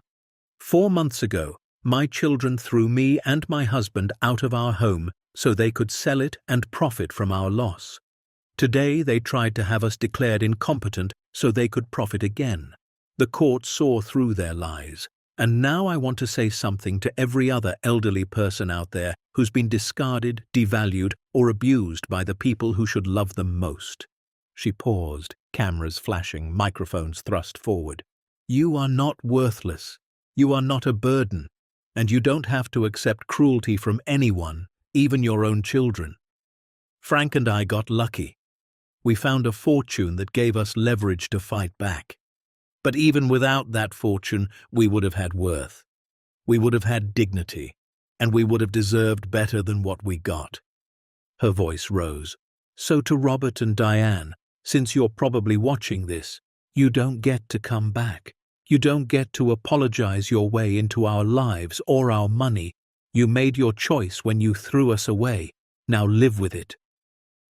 She turned and walked to Earl's truck, Frank beside her, Thomas following uncertainly.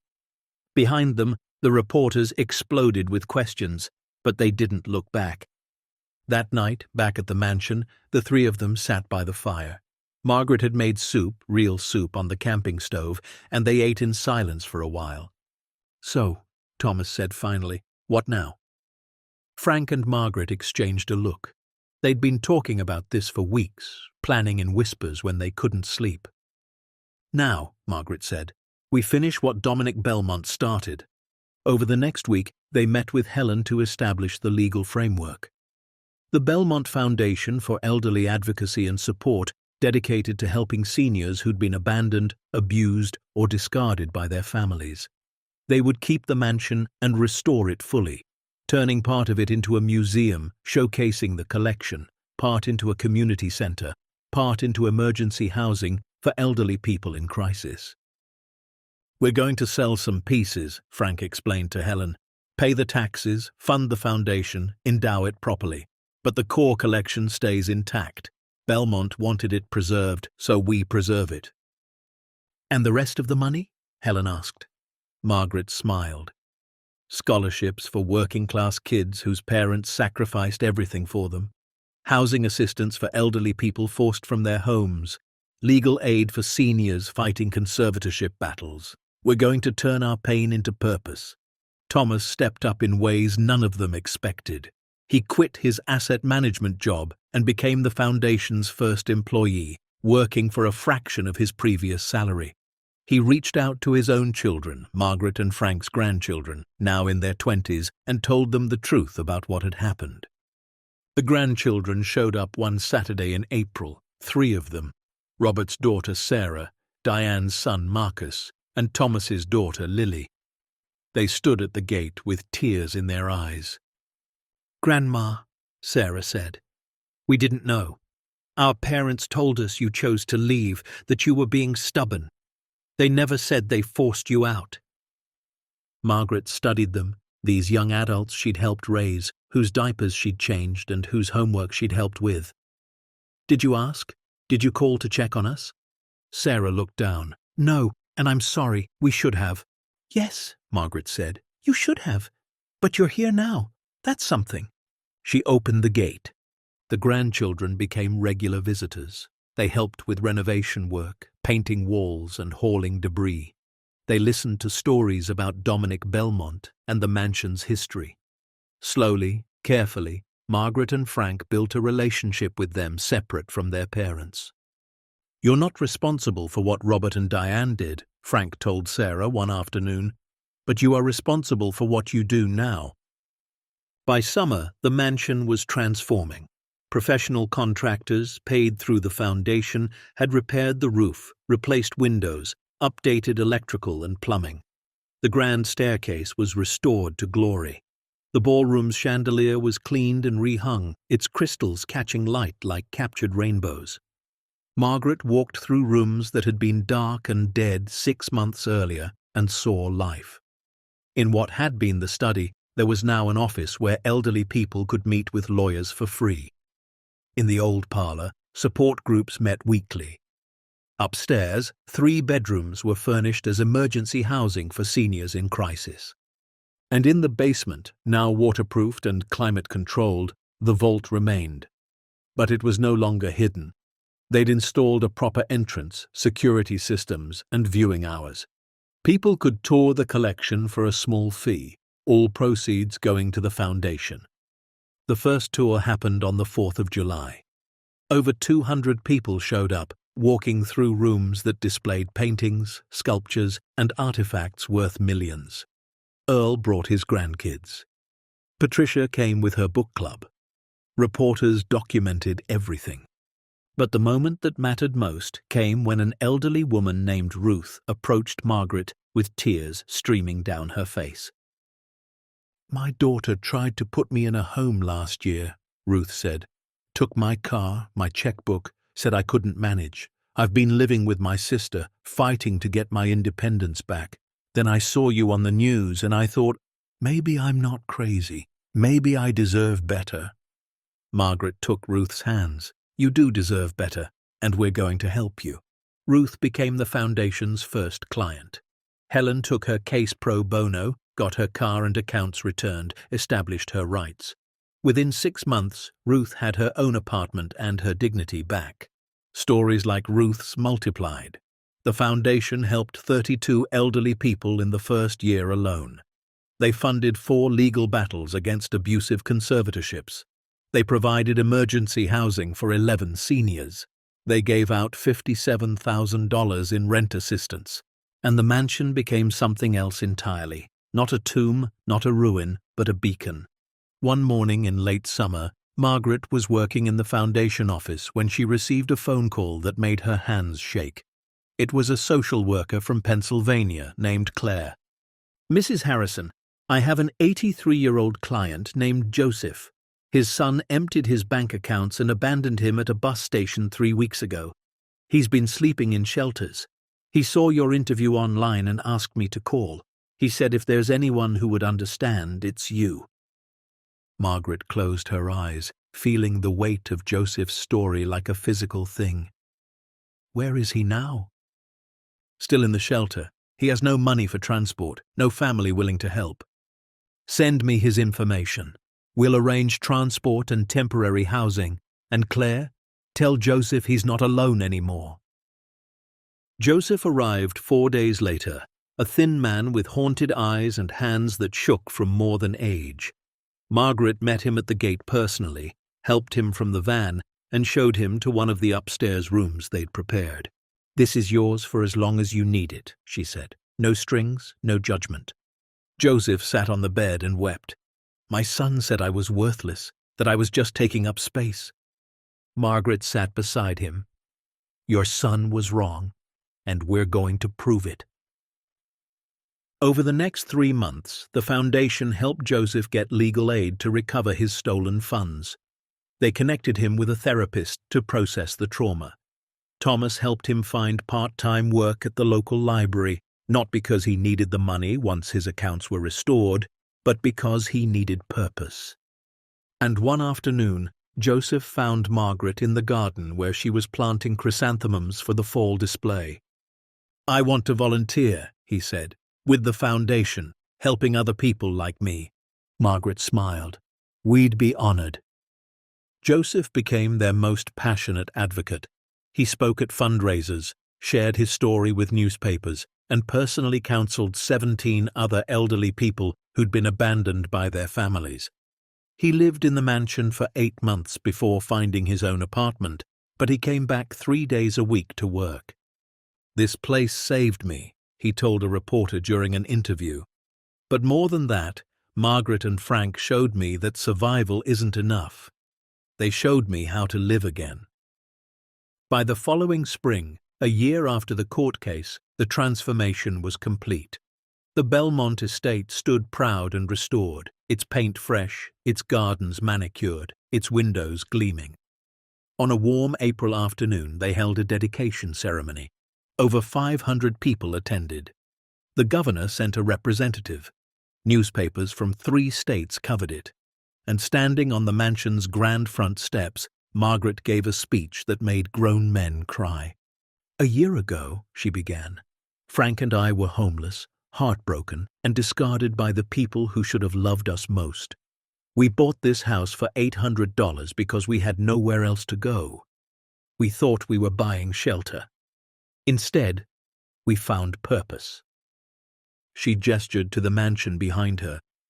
"Dominic Belmont built this place and filled it with beautiful things. Then he hid it all because he was afraid people would destroy what he'd worked so hard to protect. He spent 37 years in hiding, protecting beauty from greed. Frank and I understand that now. We understand what it's like to have people try to take from you just because they can." The crowd was silent, hanging on every word. "But we also learned something Dominic never got the chance to learn. That beauty isn't meant to be hidden, that treasures are worthless if they're locked away, that the point of having something valuable is using it to help others." She looked at Frank standing beside her, his hand in hers. "So we're dedicating this mansion and this foundation to every person who's ever been thrown away. Every grandmother told she's too much trouble. Every grandfather declared incompetent. Every elderly person forced from their home, their dignity, their life. We're saying, you matter, you have worth, and there are people who will fight for you." The applause was deafening. Margaret saw Thomas in the crowd, crying openly, saw her grandchildren holding hands, saw Ruth and Joseph and 30 other seniors the foundation had helped, saw Earl and Patricia and Helen and dozens of people from town who'd brought food when they were starving and hope when they were drowning. She didn't see Robert or Diane. They'd been invited but hadn't come. Thomas had stopped speaking to them entirely. The grandchildren saw them occasionally, but with boundaries now, with understanding of what they'd done. But what Margaret didn't know was that Robert and Diane were watching, not in person but online, where the ceremony was being live-streamed. Diane watched from her pristine living room, her face twisted with something between rage and regret. Robert watched from his office, his jaw clenched so tight it ached. They saw the mansion they'd mocked transformed into something magnificent. They saw the crowd celebrating Margaret and Frank. They saw their own children standing with their grandparents, having chosen sides. Diane called Robert that evening. "We should sue. They stole our inheritance." "There is no inheritance," Robert said tiredly. "Mom and Dad found that money. It was never ours." "They're making us look like monsters." "We made ourselves look like monsters. We threw them out, Diane. We tried to have them declared incompetent. Everything they're saying about us is true." Diane was quiet for a long moment. "So what do we do?" "Nothing. We live with what we did, and we watch them build something we'll never be part of." He hung up before she could respond. That evening, after the crowds had gone and the sun was setting gold through the mansion's restored windows, Margaret and Frank walked through their home hand in hand. They stopped in the ballroom, where that massive chandelier now blazed with light. "You know what the best part is?" Frank asked. "What?" "We didn't just save ourselves, we saved a whole lot of other people too." Margaret leaned her head on his shoulder. "Dominic would be proud." "I think he'd be amazed. Man spent 40 years hiding beauty. We spent 1 year sharing it." They stood in that restored ballroom, two old people who'd survived abandonment and cruelty and turned it into something that helped hundreds. The mansion breathed around them, alive again, purposeful again. Exactly 2 years after buying the mansion, Margaret received a letter. It was from a woman in California named Evelyn who'd seen the news coverage. Evelyn was 81, living in her car after her son had drained her bank account and left her with nothing. The foundation had connected her with legal aid, helped her get emergency housing, eventually reunited her with a daughter who'd been estranged but came running when she heard what her brother had done. "I'm writing to say thank you," Evelyn's letter read. "Not just for the help, but for showing me that being old doesn't mean being powerless. You fought back, you won, and you taught people like me that we can too." Margaret read the letter aloud to Frank as they sat on the mansion's front porch, now furnished with comfortable chairs and hanging plants. The gardens bloomed around them, professionally maintained now, beautiful again. "We did something good," Frank said quietly. "We did something necessary," Margaret corrected. By year 3, the foundation had helped over 100 elderly people. They'd successfully fought 12 conservatorships. They'd provided emergency housing for 43 seniors. They'd given out over $300,000 in assistance. And the mansion had become a destination, a place where people came to see beauty and left understanding that dignity has no age limit.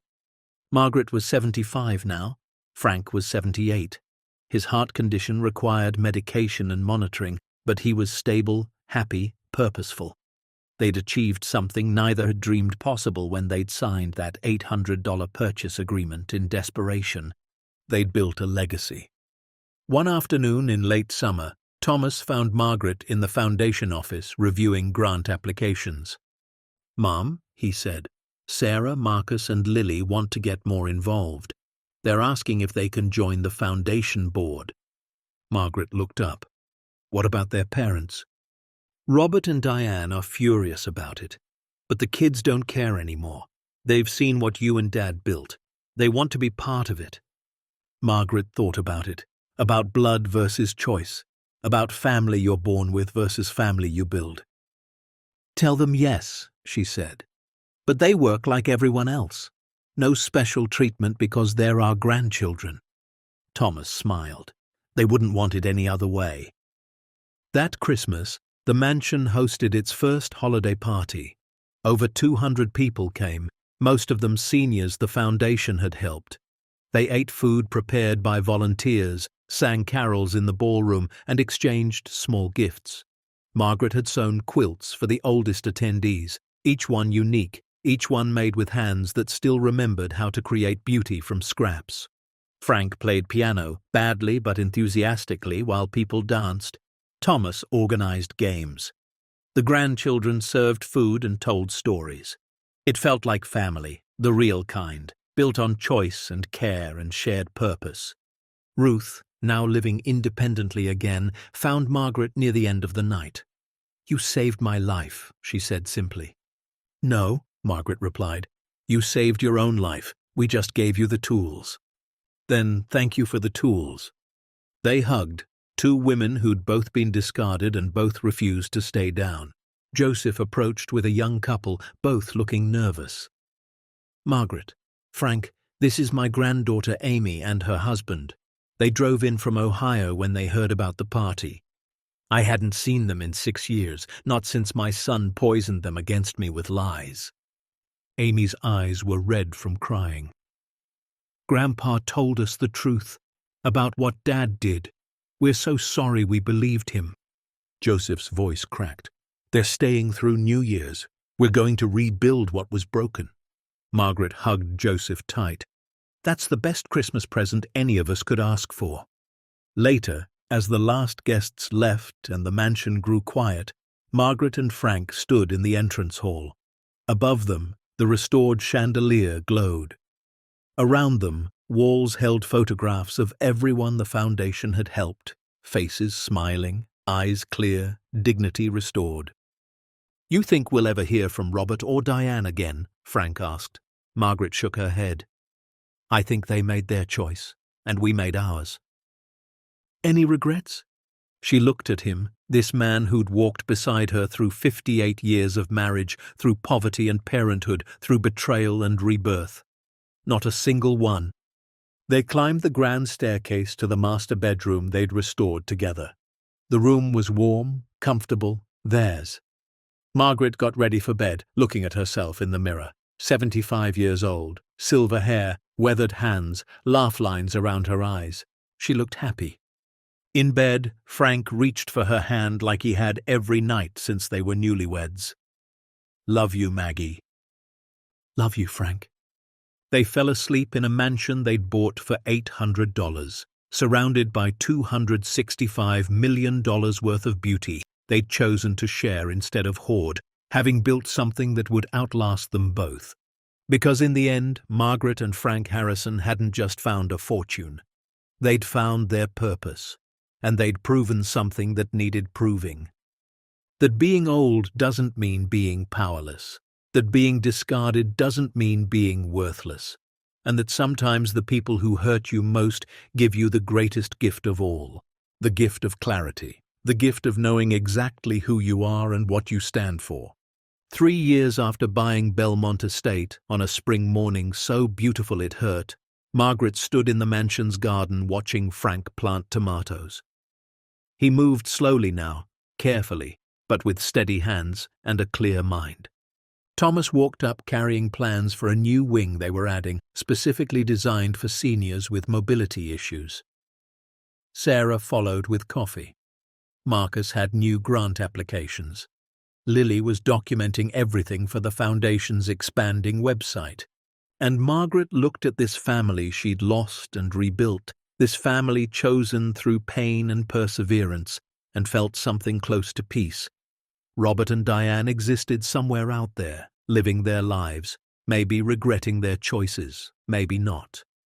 Margaret had heard through Thomas that Diane had divorced, that her own children barely spoke to her anymore, that Robert's business had failed and he'd had to sell his house. Karma, some people called it. Margaret called it consequences. She'd sent them each a letter 6 months ago, not to reconcile, not to forgive, but to say one final thing. "I don't hate you," she'd written. "I pity you, because you had parents who loved you unconditionally, and you threw that away for money you never got. You had a chance to be part of something meaningful, and you chose bitterness instead. I hope someday you understand what you lost. But whether you do or not, Frank and I are moving forward without you. We're building a family from people who choose to be here, who value love over convenience, who understand that worth isn't measured in dollars.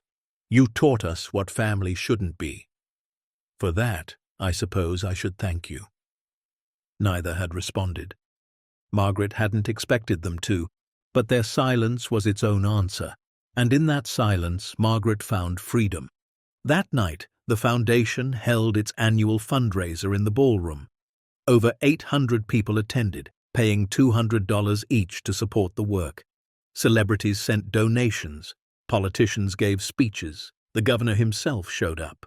But the moment that mattered most came when a 90-year-old man named Arthur approached the microphone during the open testimony portion.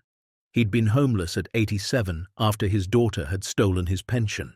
The foundation had helped him get legal aid, recover his money, and find housing. "I'm standing here tonight," Arthur said, his voice shaking but strong, "because two people proved that kindness still exists, that justice still matters, that old people still have value.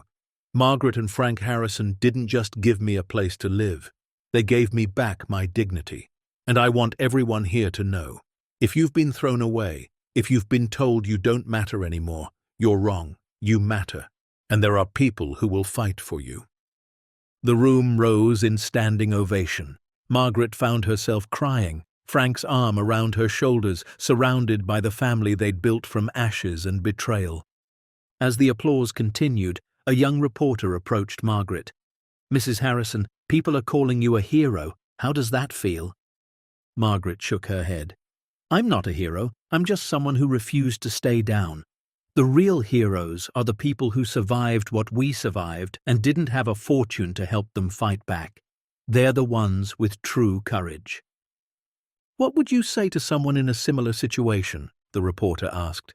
Margaret looked directly into the camera. "I'd say this. Your age doesn't determine your worth. Being discarded by your family doesn't mean you deserved it, and having nothing doesn't mean you are nothing. Frank and I got lucky finding that vault. But we were valuable before we found it, and we'd be valuable even if we lost it all tomorrow. Because worth comes from character, from resilience, from how you treat people when you have power over them. Anyone can be cruel, anyone can be selfish, but choosing kindness, choosing to help others, choosing to build instead of destroy, that's what makes you truly rich." The interview aired the next morning and went viral. Within days, the foundation received over $1 million in donations. Hundreds of elderly people reached out with their own stories. The waiting list for legal assistance grew to over 200 names. Margaret and Frank hired more staff, opened satellite offices in 3 other states, trained volunteers. The movement they'd started in desperation had become something bigger than either of them ever imagined.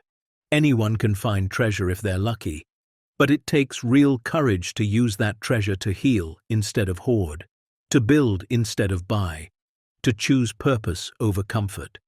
Because at the end of the day, the greatest fortune isn't what you find, it's what you do with it. And sometimes the people who lose everything are the ones who finally understand what truly matters.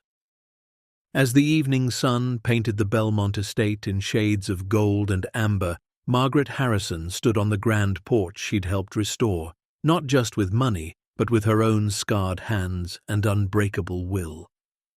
She thought about the 72-year-old woman who'd arrived here 18 months ago with nothing but a sleeping bag and a broken heart.